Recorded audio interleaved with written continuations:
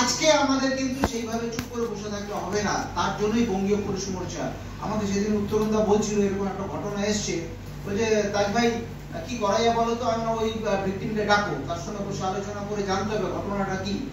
ঘটনা বলার জন্য তার সাহস দরকার, আর ঘটনা শোনার জন্য আমাদের প্ল্যাটফর্ম দরকার। তাদেরকে আমরা বলি আপনারা আসুন আমাদের প্ল্যাটফর্মে জানান, আমরা সব রকম ভাবে চেষ্টা করব। আইনটা তো পরিবর্তন করতে পারবো না, কিন্তু একটা আন্দোলন তো গড়ে তুলতে পারবো।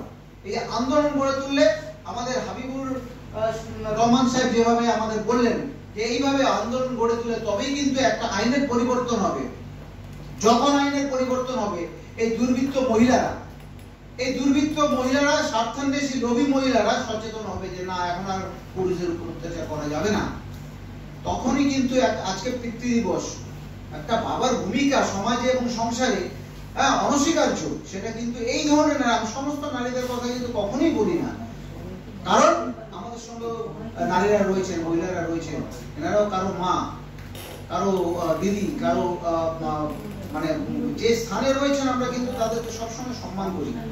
কিন্তু আমাদের লড়াই তাদের বিরুদ্ধে যারা ওই আইনের অপব্যবহার করে পুরুষদের একদম শোষণ করছে। আজকে আমাদের সময় এসেছে গর্জে ওঠার। আজকে আসুন আমরা একসঙ্গে গর্জে উঠে আমাদের এই সংস্থাকে আরো বেশি মজবুত করি।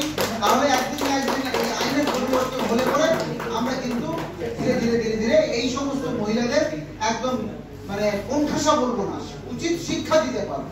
আর এদের উচিত শিক্ষা দেওয়া দরকার, ওদের জন্যই কিন্তু পুরুষরা আজকে কোণঠাসা হয়ে আছে। এই বলে ধন্যবাদ। আমি একটা যাই হোক